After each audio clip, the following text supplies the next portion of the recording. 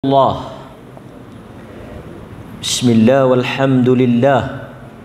Wassalatu wassalamu ala Rasulillah wa ala alihi wa sahbihi wa man walah, amma ba'd. Terima kasih Fadil Ustaz Khidir selaku imam yang merangkap pengurusi yang juga merupakan pegawai hal ehwal Islam Jabatan Mufti Negeri Perlis yang mengacarakan mukadimah sebentar tadi, dan beliau sudah menawarkan kempen tajaan iftar jama'i, berbuka puasa di masjid. Ini suatu berita gembira, isyarat awal lah bahawa Perlis akan membuka ruang seluas-luasnya untuk kita hidupkan Ramadan pada kali ini. Kerana apa yang beliau kata tu kira macam mufti kata lah. Dan saya juga nak kempen, tuan-tuan. Saya tahu ada sebahagian orang luar daripada qaryah ni, masjid ini antara masjid yang cemerlang menguruskan iftar jama'i. Jadi saya harap, saya tahu tuan-tuan juga ada masjid-masjid sendiri yang bagi infak. Tidak ada masalah, kita membantu tempat kita, qaryah kita. Tapi jangan kita dalam kaedah agama dia suruh kita sebarkan manfaat. Dia tak suka berkumpul satu benda tu pada satu tempat. Jadi kalau kita boleh ambil masjid ni satu malam, masjid nu satu malam, tu kita bagi sebahagian supaya setiap tempat ada sumbangan kita, ada bahagian kita. Dan sebab itu tuan-tuan, kalau lebih besar pahalanya jika ramai jamaah. Kadang-kadang setengah masjid kutipannya sangat banyak, besar, sehingga ada di kalangan jawatan kuasa masjid tanya, dia kata orang bagi duit untuk buka puasa, niat buka puasa tu banyak, apa kami nak buat? Dia tanya hukum lah. Satu, dia ada dua pilihan lah. Satu, kami guna sepenuhnya untuk iftar, sehingga kesannya membazir. Pasal kita tak nak lari daripada niat dia nak bagi buka puasa, kan? Buka puasa 6 orang, 7 orang setengah masjid kan, 10 orang bagi banyak. Kalau sekok kambing pun sepaha ya kan. Jadi kadang-kadang ketidakseimbangan itu berlaku. Atau mungkin kita boleh manfaatkan iftar itu, sabit pahalanya, bila dia dah bagi, dia dah dapat pahala kepada perkara yang mungkin lebih bermanfaat, walaupun pada asalnya dia tujuan untuk iftar. Ini memerlukan kebijaksanaan pengurusan masjid. Yang penting dalam semangat kita jamu orang berbuka, hadis-hadisnya sangat besar, kita juga hendaklah tidak tertipu, terpedaya sehingga kita jatuh ke dalam pembaziran. Ini satu perkara. Dan tuan-tuan, saban tahun kerap kali bulan ni bulan yang paling kurang orang makan. Kalau setiap bulan lain kita makan 6 kali 5 kali sehari, paling kurang 4 kali. Minum pagi, makan tengah hari, minum petang, makan malam, supper. Bulan puasa ni kita makan 2 kali ya. Buka puasa dengan sahur.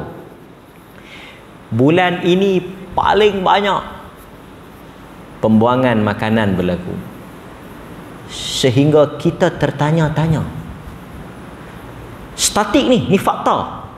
Bulan Ramadan ni bulan yang paling banyak manusia buang makanan, paling banyak pembaziran, berton-ton, ribu kilo, sehingga kita tertanya-tanya apakah kesan puasa itu jika hal yang sedemikian berlaku. Maka saya sangat setuju dengan kempen yang dibuat oleh Ustaz Khidir tadi, dan saya mengajak tuan-tuan semua untuk menyumbang ke masjid ini, kerana masjid ni memang cemerlang lah, kan. Okey. An Abi Hurairah radhiyallahu anhu qala qala Rasulullah sallallahu alaihi wasallam man asbaha minkum al-yawm sha'ima qala Abu Bakar radhiyallahu anhu ana qala فمن تبع منكم اليوم جنازة قال أبو بكر أنا قال فمن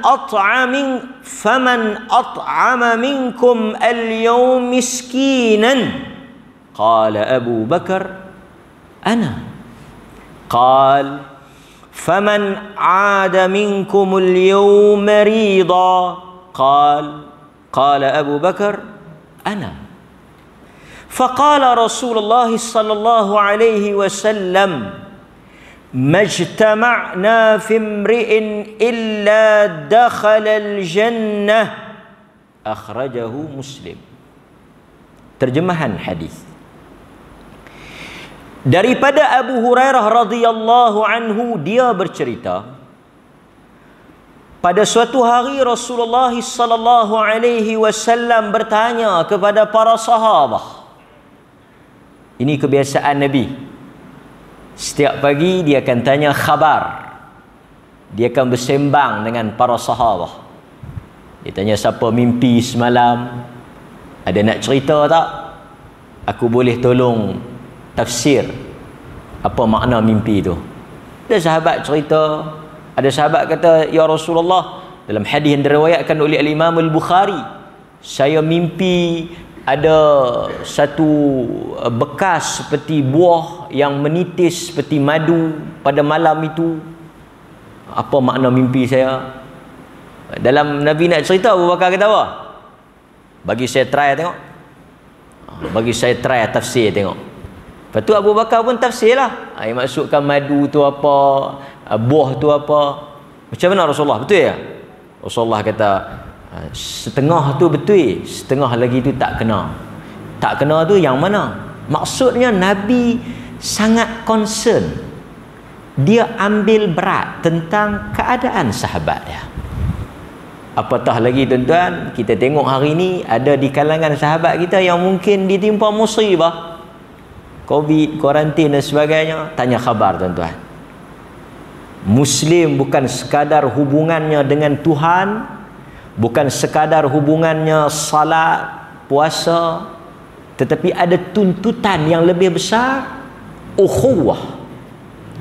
Sebab itu bila Nabi sampai ke Madinah, semalam kita sebut sikit di Masjid Al-Ghufran, kita kata antara kempen besar yang dibawa mesej agenda kepada agama ini ialah kehidupan bermasyarakat.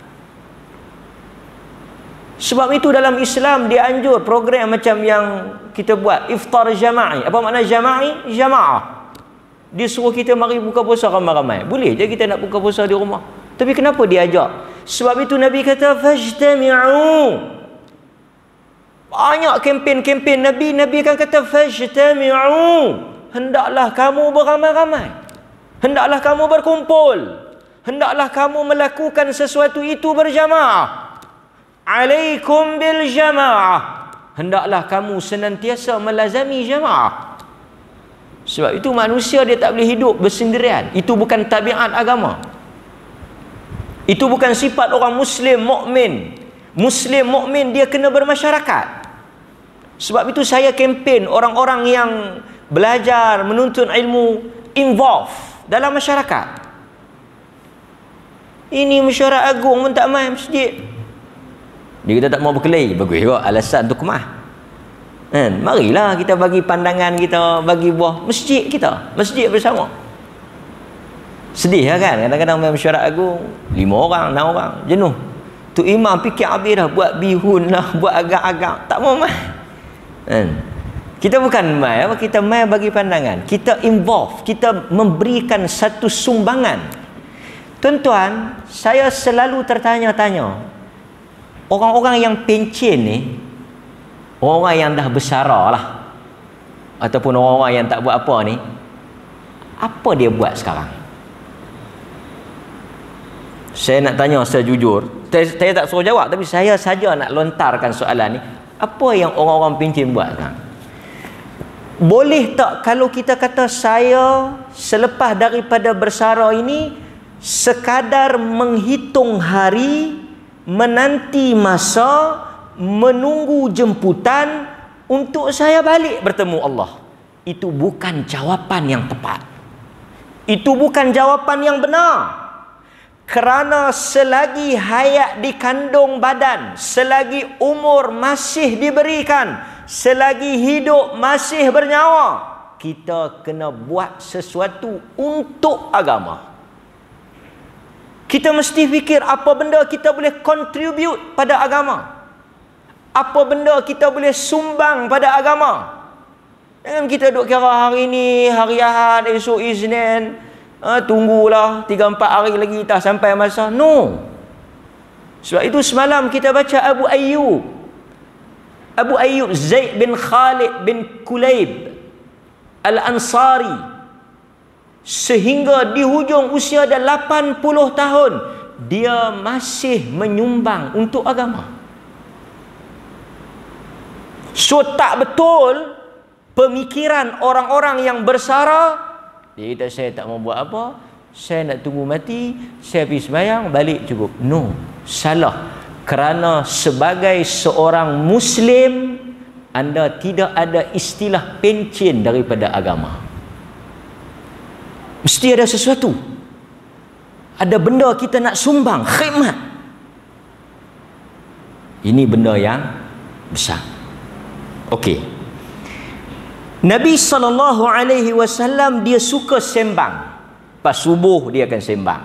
Pasal itu dalam riwayat, kalau tuan-tuan baca dalam harian hidup Nabi, lepas daripada dia berzikir, dia wirid, baca lepas daripada sembahyang subuh, dia tak sembahyang sunat, dia baca zikir apa semua dia ni, dia bersembang.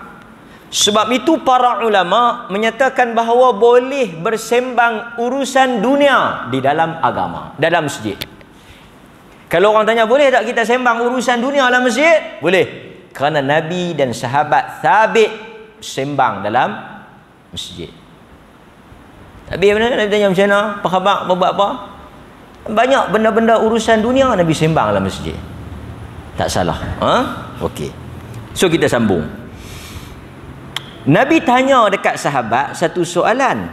Nabi kata, "Man, sesiapa di kalangan kamu?" Man ni siapalah, pertanyaan. Nabi tanya, siapa di kalangan kamu asbaha, yang pagi ni, al-yawm, pagi ni, saima, dia puasa sunat. Oh, pelik tu. Pagi ni siapa puasa sunat? Nabi tanya. Tentu kita kata, kita tanya apa kali tanya orang puasa. Sebab kita ikhlas. Tuan-tuan, saya kita syarah. Tapi ada makna Nabi tanya tu. Qal, Nabi tanya depan orang ni. Ramai ni, public. In public. Nabi tanya, siapa yang puasa sunat hari ni? Habaq Sa'ad. Abu Bakar kata, qal, saya puasa. Hari ni saya puasa.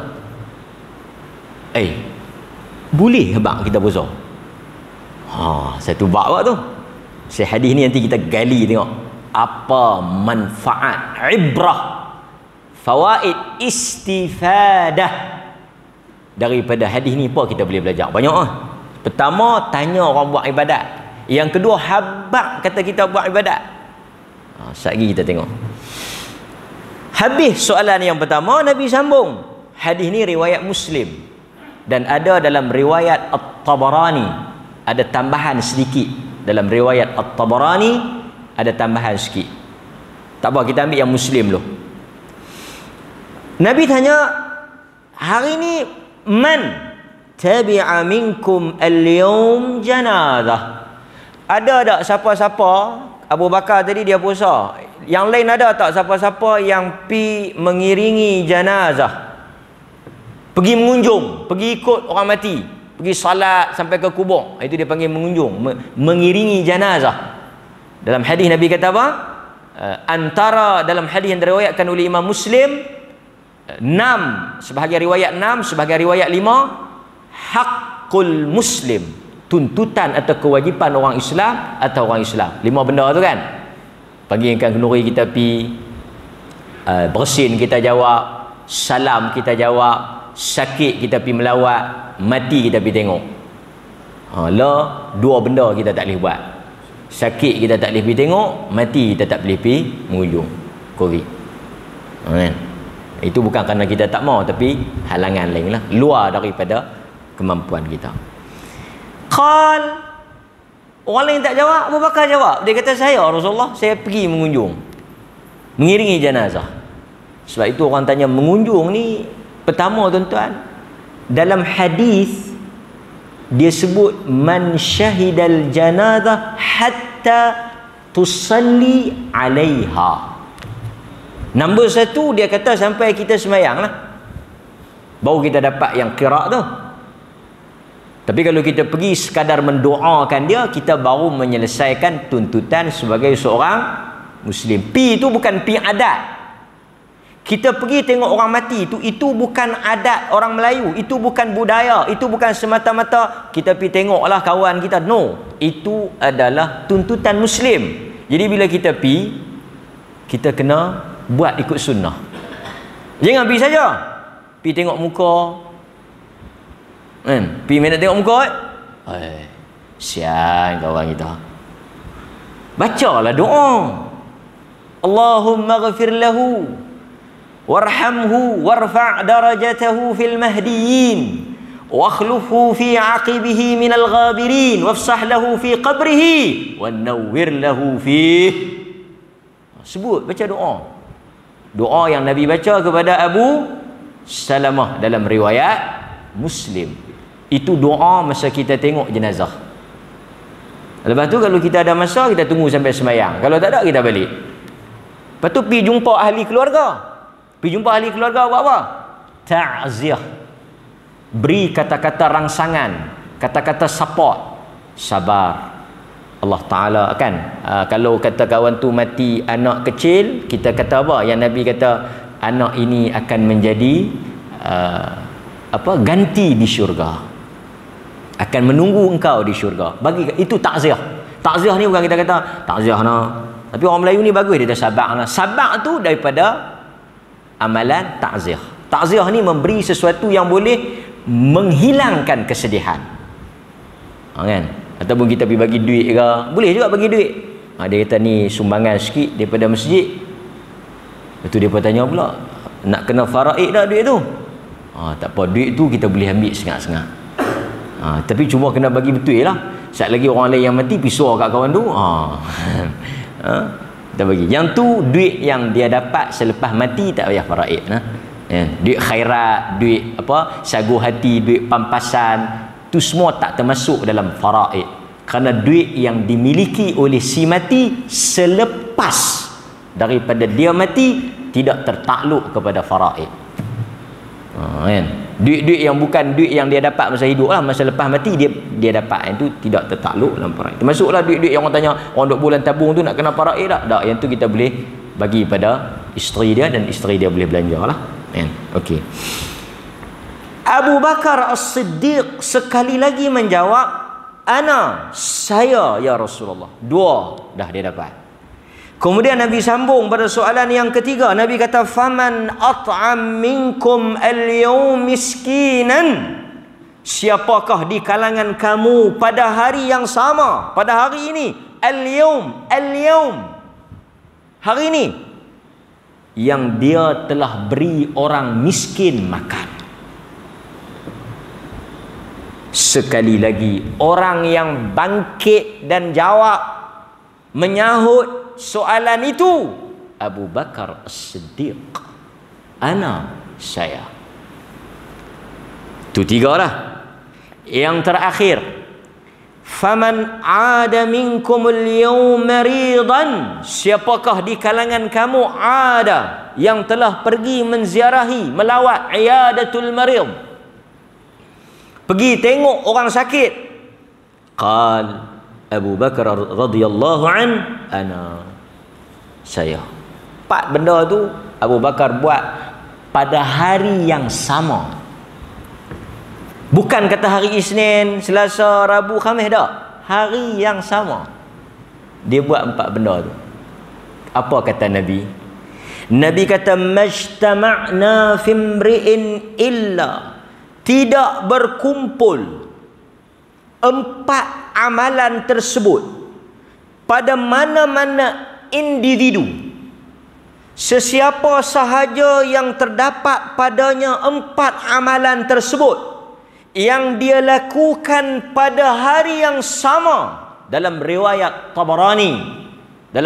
Tabarani, Nabi kata fi yawmin wahid, seperti yang diriwayatkan dalam At-Tabarani dalam Mu'jamul Kabir.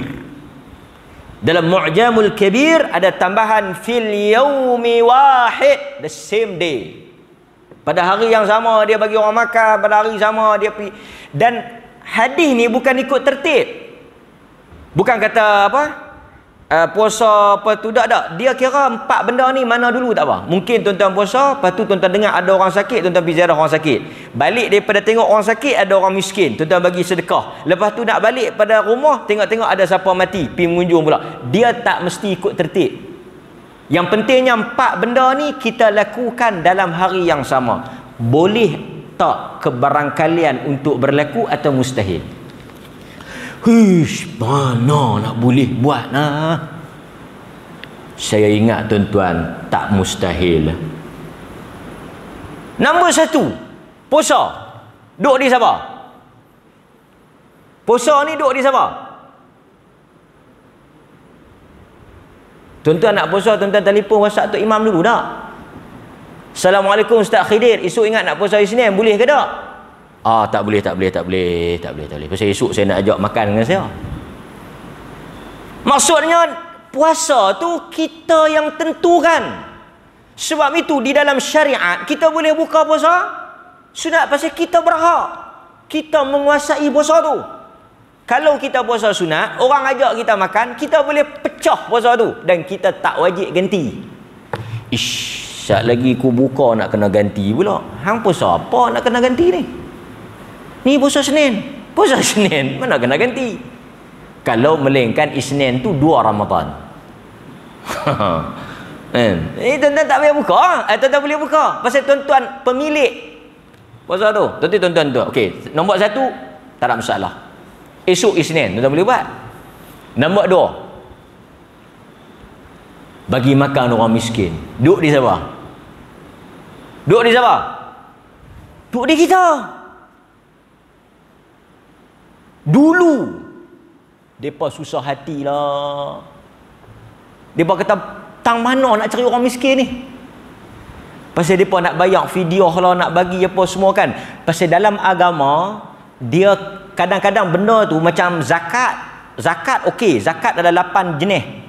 Ada setengah orang dia duk mai kat saya, dia kata pasal apa amil boleh dapat? Ustaz bukan ada kaitan dengan maib mah. Ada lah sikit-sikit. Pasal apa amil boleh dapat ni? Amil qaryah saya pencin cikgu. Dah ada pencin lah. Dia dapat pula ni berapa 1/8 ke apa. Ni dia pergi berjalan pula. Dia marah kat tu amil dia. Tuan-tuan kena faham, daripada 8 tu bukan semua disyaratkan mesti miskin. Zakat itu tak semestinya miskin. Amil tu walaupun dia tak miskin, tapi dia dapat atas vote, atas apa? Atas portion sebagai amil. Maka kalau nak jadi amil, nak dapat juga zakat, nak teringin dapat zakat walaupun tak miskin, ambil borang pencalonan amil. Saya tak tahu dia politik macam mana, saya tak terlibat, saya tak boleh sokong pun, bahagian lain dia. Tapi tetap boleh lah kan. Sebab itu amil kadang-kadang kaya kan. Okey, itu satu. Tapi dalam agama kadang-kadang Allah dia dah tetapkan fuqara wal masakin, tak boleh keluar daripada daerah tu, dia mesti cari orang fakir dengan cari orang miskin. Tapi saya ingat dalam keadaan sekarang ni nak cari orang miskin banyak orang miskin lah kan. Tak tahulah kalau tuan-tuan kata kita lah ni ustaz berada pada zaman Umar Abdul Aziz. Kerajaan Umar Abdul Aziz ni pasal apa? Cari kawan tu kan. Umar Abdul Aziz dia bawa zakat, jumpa orang tengah jalan, dia tahan nak pergi mana? Aku nak pergi kampung hang. Pasal apa? Nak pergi bagi zakat. Aku mai daripada kampung tu pun nak pergi kampung hang nak bayar zakat. Pasal kampung dia tak ada. Tu dia tuan-tuan, zaman itu akan mari nanti pada zaman Nabi Isa. Zaman Nabi Isa. Nabi Isa bukan Isa Samad tu. Itu tuan keliru pula. Okey. Balik pada tajuk kita. So, sambung. Yang dua benda ni saja yang dia susah, bukan luar, beyond control lah. Mati dengan sakit. Tapi ada tak kes orang mati dan sakit? Sakit hari-hari ada, mati pun kita boleh kata kerap jugalah. Jadi chances untuk kita mencontohi, meneladani, mengikuti jejak langkah Abu Bakar As-Siddiq bukanlah sesuatu yang impossible.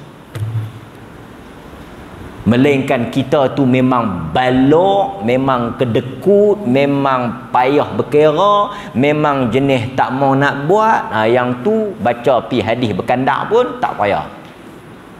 Minta maaf, sorry to say. Okey. Kita belum syarah, ini baru terjemahan, belum huraian lagi, baru terjemah. So kita sambung.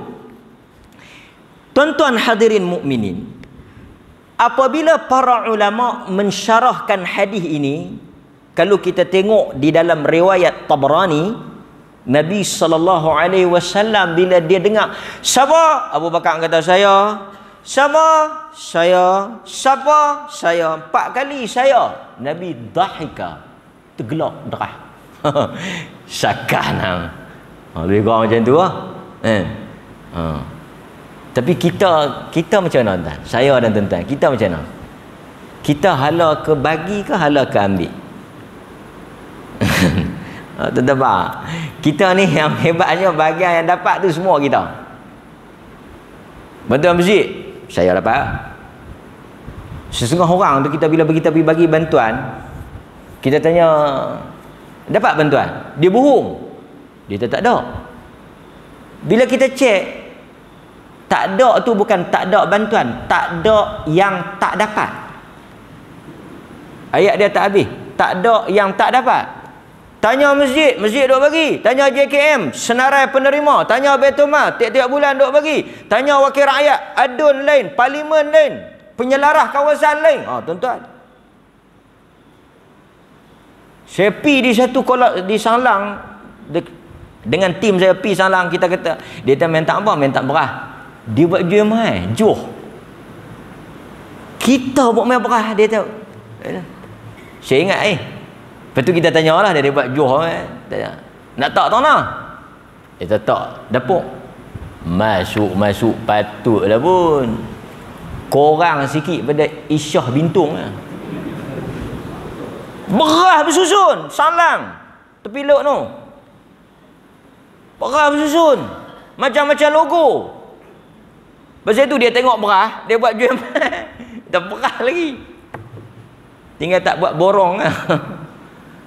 Dia tuan-tuan, makmur. Makmur. Okey, balik. Jadi kadang-kadang cerita-cerita pasal masjid tak bantu, cerita-cerita ni kita kena tabayyun, tathabbut. Hati-hati. Kita takut apa? Kita takut wattaqu fitnatan la tusibat apa? Quran kata takut kamu fitnah. Kamu buat satu tuduhan benda yang tak benar. Kita bukan boleh kan? Pantang ada isu ya, tambah ke atas ni cukup sonok. Hati-hati. Balik pada hadis ni.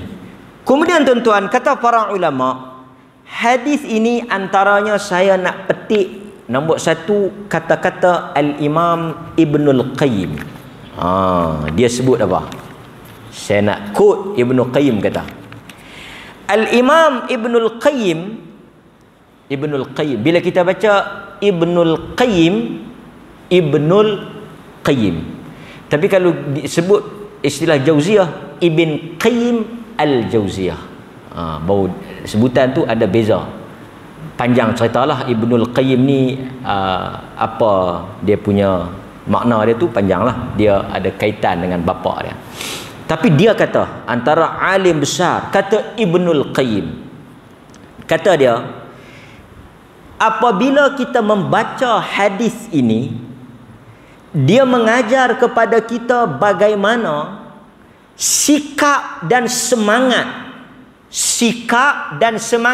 kata kunci dia sikap dan semangat seorang ahli syurga yang begitu bersungguh-sungguh dalam merebut peluang melakukan kebaikan, sangat pantas dan tidak bertangguh untuk melakukan kebaikan. Apa yang menariknya, Abu Bakar ni siapa dia? Tuan-tuan, Abu Bakar ni siapa dia? Abu Bakar ni ahlul jannah. Kalaulah orang-orang ahli syurga tu ada nombor siri, dia kosong berapa? Tuan-tuan, dia kosong berapa kalau ada nombor siri? 001. Ni yang kita bercakap, batang tubuh, susuk tubuh manusia yang namanya Abdullah bin Usman. Dia adalah ahli syurga yang Nabi saksikan. Bahkan Nabi dalam riwayat Muslim, Nabi tak sempat, tapi ada dalam riwayat Muslim, Nabi dah minta supaya bawa dia nak tulis wasiat. Benar, Nabi tak tulis wasiat, siapa ganti dia. Tapi dalam riwayat Muslim, Nabi dah minta untuk buat wasiat, tapi tak sempat, menunjukkan kedudukan dia sangat besar. Orang macam ni tuan-tuan, kalau dia lepas mayang subuh dia pergi balik lena, agak-agak apa nak jadi kat dia? Abu Bakar As-Siddiq ni yang disebut sebagai ahlul jannah, yang bila dia mari jumpa Nabi, pengawal Nabi, sahabat yang duduk depan tu, nanti Ustaz aku nak tanya Nabi. Nabi tanya siapa dia? Abu Bakar. Bashir, bagi khabar gembira, dia ahli syurga, panggil dia masuk. Orang yang mulut Nabi ni, bukan mulut Tok Guru, bukan mulut Tok Syekh, lisan Nabi kata dia ahlul jannah. Abu Bakar fil jannah, Abu Bakar dalam syurga. Tiba-tiba kata Ibnul Qayyim, dia bukan antara, dia yang paling kuat melakukan ibadah. So apa mesej Ibnul Qayyim? Dia suruh kita compare dengan diri kita yang tak ketahuan langkah lagi ni. Kalau orang yang sudah ada jaminan, sudah ada tempat yang sudah dijamin oleh Nabi, tidak berpeluk tubuh, siapa jamin kita yang kita overconfident duk pergi syok pelik ni? Termasuk saya lah. Duk buat relax, dia tak ada orang mati, tak apa, tak dan hari ni 2-3 hari ni kerap lah, tak larat nak himpun kirak dah pun. Kadang-kadang baru semayang masjid 5 waktu, tapi dia punya level of confidence tu, baru semayang masjid 5 waktu, baru jadi AJMK masjid setahun 2, baru terlibat urus jenazah baru 2-3 tahun ni ya. Maksudnya baru lagi lah, kalau dalam pendaftaran pun dia kira tempoh percubaan baru. Tapi dia punya level of confidence, dia punya sikap gaya dia tu, oh, Abu Bakar tu bawah sikit. Cara dia cakap tu macam dia itu hebat. Memang ada tempat lah. Walha tuan-tuan, tak ada jaminan atas kita. Maka sebab itu tuan-tuan, tak boleh kita berpangku tangan. Apa lagi? Berpangku lengan. Tidak ada istilah rehat bagi orang-orang beriman. Selagi mana kaki kita tak langkah masuk syurga, ada saja Ustaz Khidir kata malam ni kita nak turun pasang kemah esok. Dia dulu. Jangan dia duk buat joh pula. Dia tambah pi lah, aku lama lah duk buat ni. Bagi hampa pula. No. Ada. Pasal itu orang beriman ni dia tidak pernah rasa puas. Dia tak pernah puas mengaji, dia tak pernah puas beramal, dia tak pernah puas sedekah, dia tak pernah puas. Dia senantiasa berlumba-lumba. Dia tiru Abu Bakar. Kalau kita nak jadi sebagai satu motivasi, kita kata apa? Kalau Abu Bakar yang sedemikian kedudukan dia pun tak tinggal walaupun satu amalan, jauhlah kita dengan Abu Bakar. Saya ingat celah kaki dia, ibu jari Abu Bakar pun tak ada kita ni. Maka apa alasan untuk tidak melakukan apa yang dibuat oleh Abu Bakar? Itu apa yang disebut oleh Ibnul Qayyim. Kemudian tuan-tuan hadirin mukminin, kalau kita tengok juga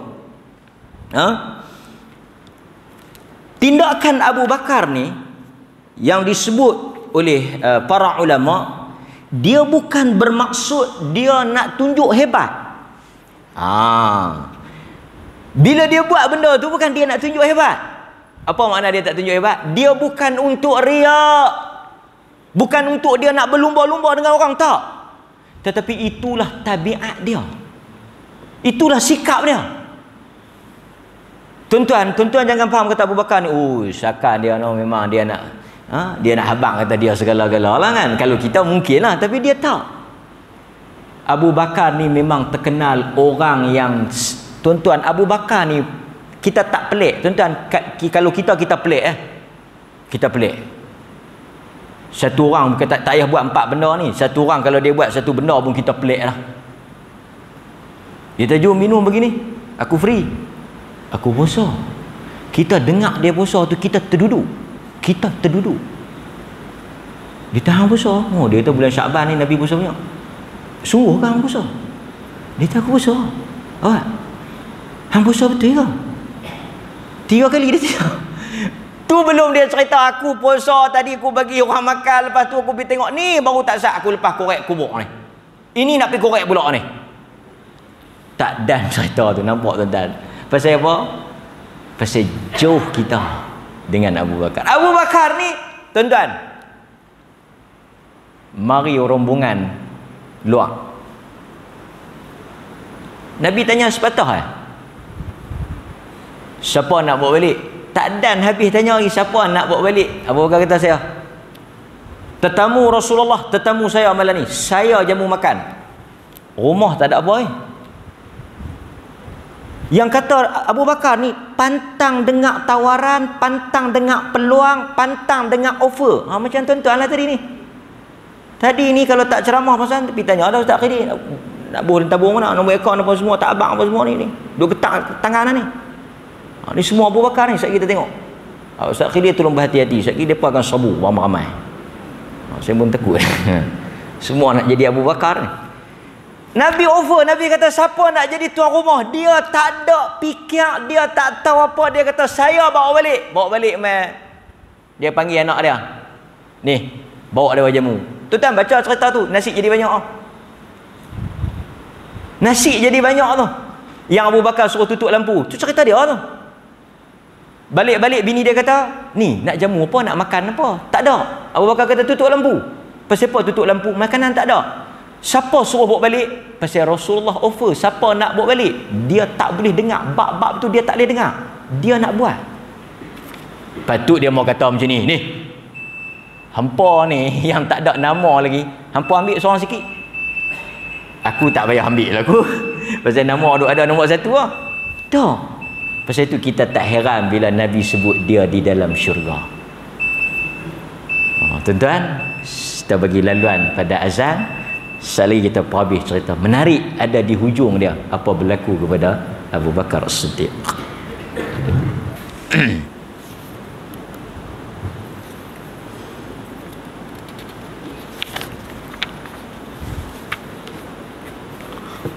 Okey tuan. Kalau kita tengok, para ulama juga sebut tindakan Abu Bakar As-Siddiq yang dia buat semua benda tu bukan kerana dia nak lawan siapa hebat, tak. Ma faqa Abu Bakr radhiyallahu anhu ashab Rasulullah sallallahu alaihi wasallam. Tindakan Abu Bakar yang buat semua benda tadi, yang salat jenazah, yang iring jenazah, yang puasa apa semua yang dia buat itu, mafaqa. Bukanlah tujuan dia itu untuk menandingi, melampau atau untuk nak mengalah atau nak tunjuk hebat, tak lah. Tetapi kata para ulama seperti yang disebut oleh Al-Muzani, dia kata apa? Dia kata walakin bi syai'in kana fi qalbihi. Tindakan Abu Bakar itu kerana di dalam hati Abu Bakar itu telah tertancap, telah terpasak di dalam hati dia al-hubb lillah. Tidak ada cinta melainkan cinta kerana Allah. Dorongan kepada apa? Kasih dia kepada Allah. Sebab itu dia tak peduli. Dia kata walaupun dia sudah ada jaminan, walaupun dia sahabat, sehingga orang tanya Amr bin As. Amr bin As pernah tanya dekat Nabi tau. Amr bin As pernah tanya, dia mari dekat Nabi, dia tanya, siapa manusia yang paling hang cinta wahai Rasulullah? Siapakah manusia yang paling engkau cinta wahai Rasulullah? Nabi jawab siapa? Aisyah. La minar rijal.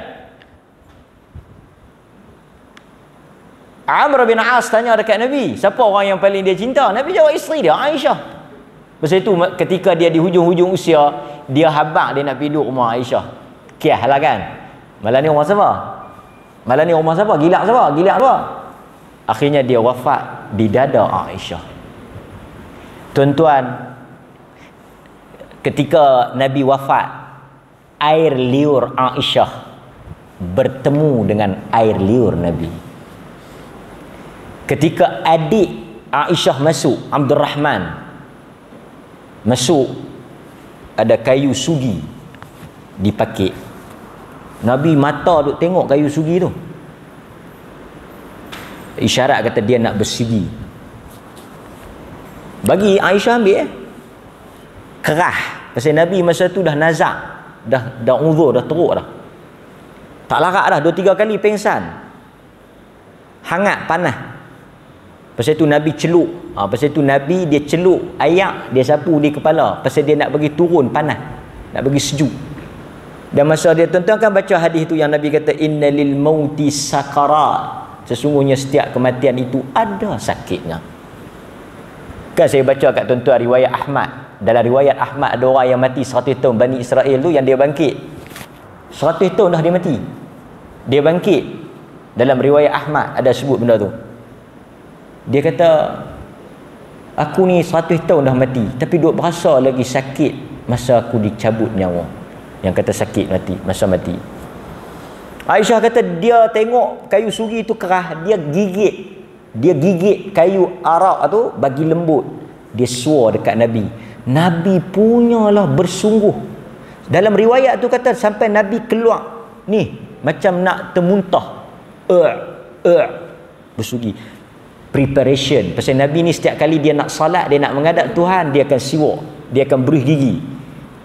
Sebab dia nak berjumpa dengan Allah. Itu dekat rapatnya Nabi dengan Aisyah.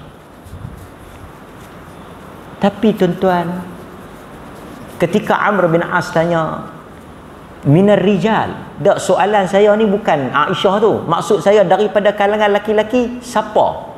Dia tanya minar rijal, orang laki-laki yang paling kau sayang, yang paling kau cinta. Nabi jawab apa? Abuha, bapak dia. Thumma man, lepas tu siapa dia? Umar. Orang pernah tanya Orang pernah kata, banyak orang kata Ali berkelahi dengan Abu Bakar. Tak betul lah. Dia kata Abu Bakar ambil jawatan ni kerja Syiah. Anak Ali, Muhammad Hanafiyah, pernah tanya Ali. Pernah tanya Sayyidina Ali. Ni cerita hebat Abu Bakar. Pernah tanya Sayyidina Ali, siapa manusia lepas daripada Rasulullah yang paling baik sekali, yang paling afdal? Ali ni yang orang kata dia kecil hati lah, berkelahi lah pasal Abu Bakar tak bagi tanah Fada. Ini hujah-hujah Syiah. Berkelahi dengan Fatimah. Banyaklah cerita-cerita kan pasal Abu Bakar tak bagi tanah Fada tu kat Aisyah, dekat Fatimah, dia ambil. Tapi orang tanya, anak dia tanya Ali, siapa manusia yang paling afdal? Ali jawab Abu Bakar. Lepas tu Umar. Muhammad Hanafiyah kata, kalau aku tanya lagi mesti dia jawab Osman. Aku potong. Lepas Umar mesti Ali. Bapa dia Abu Bakar. Tuan-tuan, itu manusia. Saya sebut ni pasal apa? Pasal kita kena faham dulu kedudukan Abu Bakar, dia punya istimewa dia, jaminan dia, kedudukan dia di hati Nabi, baru kita boleh faham semangat dia beribadat. Dekatnya dia dengan Nabi itu begitulah. Sehingga tuan-tuan, satu hari Nabi pernah cerita, Abu Bakar tak ada. Nabi pernah cerita. Nabi kata akhir zaman, Nabi cerita ada ni, serigala bercakap. Serigala bercakap. Ini bukan cerita dongeng, ini cerita betul. Lepas tu sambung cerita tu, Nabi kata orang akan naik atas lembu. Lepas tu pukul lembu tu akan cakap, aku diciptakan bukan untuk benda ni. Orang yang dengar dia pelik lah, subhanallah, dia pun pelik lah kan. Apa kata Nabi? Abu Bakar dan Umar percaya. Abu Bakar dan Umar tak ada, tapi Nabi tak, Abu Bakar dan Umar percaya. Pasal Nabi kenal Abu Bakar. Sebab itu dalam peristiwa ni, tuan-tuan sambut baru ni, apa dia? Al-Isra' wal Mi'raj. Orang tanya Abu Bakar, cari Abu Bakar. Orang kafir Quraisy, dia boleh boh ni, dia nak tiba. Dia cari Abu Bakar. Ni sahabat kau kata dia pergi naik ke langit. Lepas tu dia balik, dia pergi Palestin, dia balik. Betul dia cakap macam tu? Betul, aku percaya. Hang percaya? Lebih pada tu pun aku percaya. Dia kata wahyu daripada langit turun pagi, lepas tu sat lagi turun malam. Wahyu turun pun aku percaya. Ini kecil ya. Kata Aisyah, kes itulah digelar As-Siddiq. Wahyu turun, Nabi habaq dia terima wahyu pun Abu Bakar beriman. Abu Bakar habaq Isra' Mi'raj, benda kecil ya, nak banding dengan wahyu. Itu Abu Bakar. Tapi kita balik pada hadis tadi. Tuan-tuan hadirin mukminin, Umar pernah cerita. Pasal itu kita tak pelik bila kita baca riwayat hidup Abu Bakar, baca perangai dia, kelaku dia, kita tak pelik. Saya bagi contoh macam ni ya. Tuan-tuan kenal satu orang, perangai dia, contoh macam Ustaz Khidir bagi contoh dia. Dia kata siapa nak bagi iftar, boleh main bagi. Kita pun pergi bagi. Saya ingat saya nak ambil 10 yang terakhir. Selalu orang berebut 10 terakhir. Sampai 10 terakhir tu jadi banyak. Kan? Pasal nak ambil. Tiba-tiba tu imam kata 10 terakhir dah ada orang ambil. Kita pun tuduh kena tu. Dia kata ni mesti haji tu. Macam mana boleh tahu? Dia tak abang pun, tapi pasal apa kita boleh tuduh dah? Pasal apa kita rasa dia yang ambil? Kita rasa dia yang habaq dulu, dia yang ambil peluang tu dulu, dia yang cuk dulu. Pasal apa kita boleh tuduh dia? Pasal kita tahu perangai dia. Tiba-tiba tu imam kata, "Dok, orang lain sebab dia tu imam, jangan duk abang." Tu imam pun abang. Betul ke? Pasal orang yang tu imam abang tu kedekut baik. Jadi kita pelik. Tengok-tengok satu Syawal meninggal. Oh patutlah nak mati. Kita pasal tu bila kita baca Abu Bakar, kita tak heran. Tuan-tuan, dalam Al-Quran Allah Ta'ala pernah buat turun ayat Suratul Baqarah 271 cerita dengan Umar. Allah kata in tubdus sadaqat fa ni'mahi. Allah kata jika kamu Tubdus sadaqat, jika kamu menyembunyikan sedekah itu lebih baik. Jika kamu menampakkan, tubdus sadaqat, jika kamu menampakkan itu lebih baik. Wa in tukhfu, ikhfa, khafi, kalau kamu sembunyikan itu yang the best. Ayat ni turun pasal apa? Kata Al-Hafidh Ibn Kathir, tuan-tuan boleh tengok dalam tafsir Ibn Kathir, ayat ni turun bersaing. Abu Bakar bersaing dengan siapa? Dengan Umar. Dalam tafsir tu dia sebut Umar yang ni dia panggil ghibtah, dengki yang boleh. Tiap-tiap kali bagi sedekah Abu Bakar lebih. Satu hari Umar kata, hari ni aku menang. Cerita yang masyhur, ghibtah Umar kepada Abu Bakar. Dalam hadis Nabi kata tak boleh dengki melainkan pada orang yang bagi sedekah. Tuan-tuan nak bagi banyak, bagus. Balik pada cerita tadi, lepas tu kadang-kadang orang politik bagi juga kan. Depa kata tolong pergi minta sedekah kat orang politik tu. Minta sedekah kat orang politik ni dia ada teknik dia. Tuan-tuan kena habaq musuh dia bagi banyak. Itu cara saya. Dia dah Wibi, itu bagi 5,000, 10 malam dia ambil. 10 malam.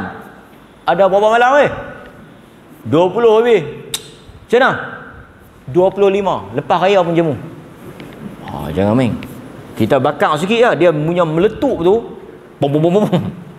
Tak apalah, yang pentingnya apa? Niat dia nak tunjuk siapa hebat ke, nak suruh orang puji kat itu antara dia dengan Tuhan.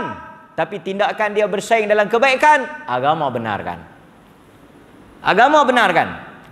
Dengki dalam bab tu boleh. Umar dengki. Umar bawa mai kata dia. Lepas tu Nabi tanya, banyak mana hang tinggal? Dia kata, banyak. Yang mana aku buat mai ni? Walaka mithl. Bimithil. Macam banyak tu, banyak ni lah aku simpan. 50-50. Mari Abu Bakar. Semangat ni, mari Abu Bakar. Apa ada? Allah dan Rasul.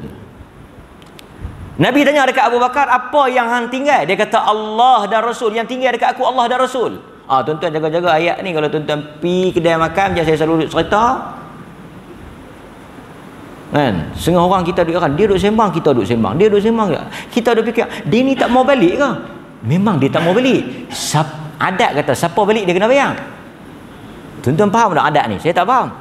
Pasal dia ni pasti pun tak mau balik. Dalam kali dia bawa keluar ayat. Dia kata, aku dalam dunia ni, aku hanya ada 3 ya. Kita dengar pun cerin belum. Allah, Rasul dan hang lah. Dia habaq tu di kedai tom yam. Pah makan 3 rasa. Siapa dia yang ada? Allah, Rasul, lepas tu kita. Faham tak? Takkan Allah, Rasul nak bayar? Tuan-tuan faham tak? Tuan-tuan lambat tangkap. Dia tu duduk terkenal selalu. Abu Bakar kata Allah dan Rasul. Pasal tu ada sebahagian geng, saya tak kata lah, bukan semua, adalah satu geng. Kita tanya ni, keluar banyak lama-lama ni, isteri bini siapa jaga? Allah dan Rasul jaga. Nampak? Dia main tibai kambing di masjid ni, Allah Rasul dia jaga. Tak betul. Allah dan Rasul dalam maksud Abu Bakar tu lain. Umar kata apa? Umar kata, la asbiquhu sabaq. Aku tak akan boleh potong dia dah ila syai'i abadan, selama-lamanya. Aku surrender. Kalau dengan Abu Bakar, awal tak boleh angkat tangan awal. Pasal dia memang hebat. Tuan-tuan, hadis ni juga last 2 lagi. Last 1. Hadis ni daripada 4 benda, 1 saja yang tak ada kaitan dengan manusia. Ini selalu saya ulang. Tuan-tuan, yang pertama tadi puasa. Yang kedua apa dia? Tengok orang mati. Yang ketiga bagi orang makan. Yang keempat ziarah orang sakit. Tuan-tuan nampak tak? Daripada 4 amalan yang menunjukkan hebatnya amalan ni, jaminan satu tempat dalam syurga, 3 daripadanya berkaitan dengan sesama manusia. Sebab itu saya nak minta tuan-tuan, kita buat homework sikit. Tuan-tuan balik pi buka hadis-hadis. Tuan-tuan pi cari hadis-hadis orang masuk syurga. Tuan-tuan pi cari. tuan-tuan pergi cari, tuan-tuan pergi tengok, tuan-tuan pergi kaji, tuan-tuan pergi buat pilah apa pun, tuan-tuan akan jumpa benda yang saya sebut. Boleh dikatakan keseluruhan hadis-hadis yang cerita tentang ahli syurga semuanya berkaitan dengan orang. Antaranya apa dia? Yang berkaitan dengan orang. Nabi kata, Allah tunjuk pada aku satu malam seorang lelaki yang sedang berseronok di dalam syurga. Aku tanya dekat malaikat tu, dia buat apa?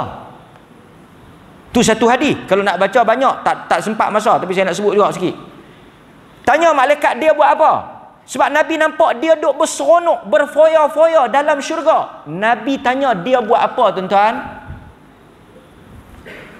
Malaikat kata, ada dahan yang terjuntai, terjuluk, halang orang lalu. Dia ni lah yang pi cantah pokok duri, rantai duri tu, orang boleh lalu, tak ada masalah. Tuhan thank you pada dia. Tuhan terima kasih pada dia. Tuhan buh dia dalam syurga. Apa amalan dia? Duha? No.